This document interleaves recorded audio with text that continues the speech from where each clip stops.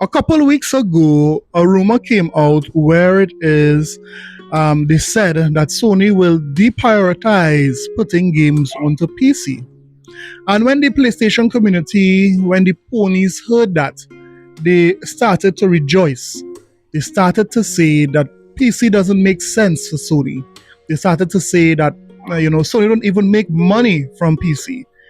Yes, these guys believed something that made absolutely no sense. And then when other, persons started to tell these ponies that, come on, why are you guys believing this? This makes no sense.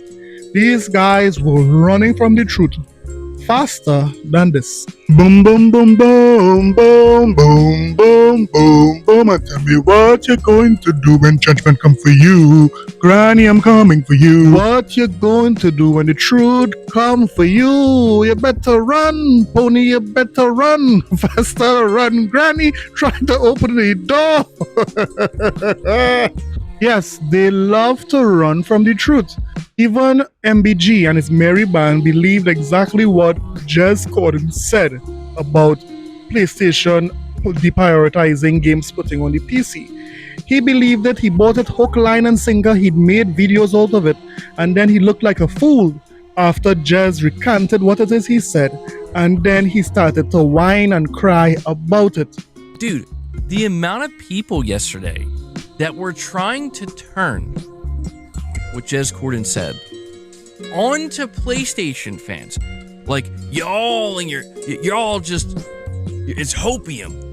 Yeah, that's right, you fanboys, you don't know what to do. At the idea of Sony going day and date on PC, and I'm like, you gotta be like, dude, I'm seeing people coming out and defending Jez Corden. I'm like, bro, Jez Corden literally said, I heard from a very good source.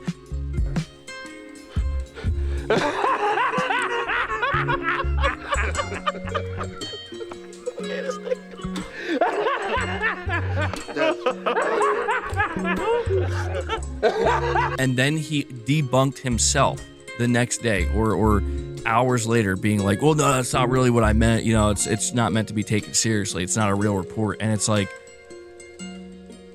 but the thing is, and this is, he switched it up again today, apparently. Okay. But that's the thing, bro. Like, somehow these people out here, like, it's not even Jez. Like, Jez isn't. I mean, I guess he could be a problem. I don't know that we can take him seriously anymore as a reputable insider, right? Given how all over the place it's becoming. It's the people that it's like, how, why, how? Why are you trying to turn this on PlayStation players, dude? Like, it is not we didn't do this, bro. Like, we didn't make it so that there's now a rumor from somebody who's supposed to be credible, right? Supposedly credible. I mean, the argument could be made that maybe he torched his credibility at this point. I don't know. But it's like, just because we're talking about it and acknowledging that this is what this person said and they heard from a very good source. And it's like, I swear to God, man, he could come out and say, I made it up. Yes, MBG is looking foolish because he believed what Jez said, although it made absolutely no sense. Today we are going to talk about how Sony is ramping up putting their first-party games onto PC faster than ever. In the meantime, Xbox is just killing these ponies with hardware after hardware. Look at this new hardware that Microsoft put out that has everyone in the gaming industry talking.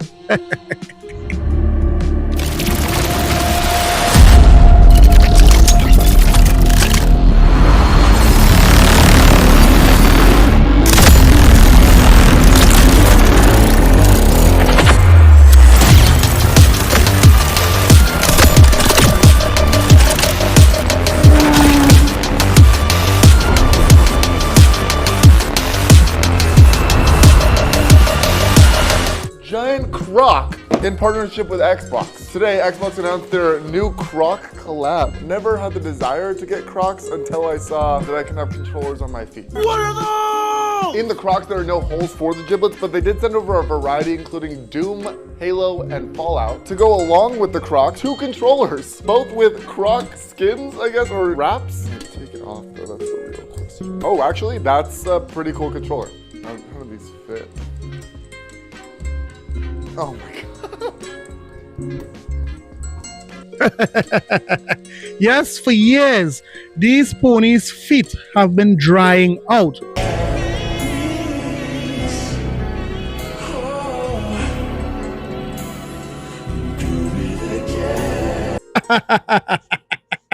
So Xbox, being the good business people as they are, it's all about supply and demand, made this wonderful Crocs so that these ponies could keep their feet moisturized. So I believe Microsoft is doing good marketing here. I mean, Microsoft killed it with a lot of games coming out in 2025. So doing this marketing is something good because it really helps with the mind share of Xbox and pushing the brand forward. So Crocs with those new controllers really would get some persons talking, get Xbox in the mind of gamers. So this is good marketing here from Xbox. Talking about good marketing, we would have seen where Microsoft cloud gaming would have grown, and cloud gaming is growing faster than ever. Although Sony did come out with cloud gaming first, they did nothing to innovate or push that particular service or medium when it comes to gaming. But Microsoft is doing it. Microsoft is pushing and making cloud gaming even better every year. And it is showing. It is showing so much that Phil Spencer came out and said this. Phil Spencer claims nearly half of cloud gaming is up in Game Pass and Xbox console. It sounds like cloud gaming was a smart choice for the Xbox One. Microsoft gaming head Phil Spencer made a surprising revelation about Xbox cloud gaming. As reported by GamesIndustry.biz, he shared this message on LinkedIn. One way we measure progress is by looking at engagement, and the momentum is encouraging. Game Pass cloud hours are up 45% compared to this time last year. And console players are streaming 45% more on console and 24% more on other devices. Phil quoted an announcement from the Xbox LinkedIn account that revealed that they just launched cloud gaming in India, their 29th market. Xbox Cloud Gaming is also expanding their servers in Brazil and Argentina. Is Xbox Cloud Gaming really working? Once again, we are somewhat curtailed by Microsoft's control over their business figures, especially for their gaming division. As we now see, Xbox keeping this information secret has also allowed them to extend control over the discourse. What is notable is that a lot of the noise on social media is certainly centralized in the West, and especially in the US. So there are already impediments for how well we can find out how successful cloud gaming is outside the US. It's also fascinating that they shared this information specifically about their Xbox console owners, as it makes something implicit.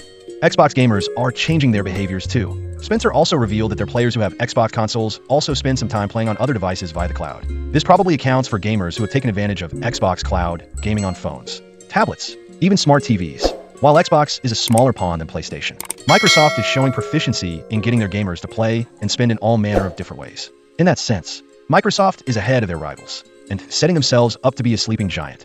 So it's very clear that Microsoft is showing everyone that this thing is chess and not checkers, because who would have known that Microsoft bets in cloud would have paid off so soon? 45% increase is nothing to laugh at. And no doubt that would have been also driven by the Xbox ROG Ally X and the Xbox ROG Ally. You know, that particular device coming on stream, really pushing xCloud, pushing Microsoft as a whole, Xbox as a whole, really did have an impact with gamers. So what do you think about Microsoft really pushing xCloud, pushing the cloud streaming business? Do you think it will eventually pay it off, or do we see that this would be a bad idea from Xbox? Let me know in the comment sections below. Now let's talk about the main topic, PlayStation putting games onto PC. It's a PC!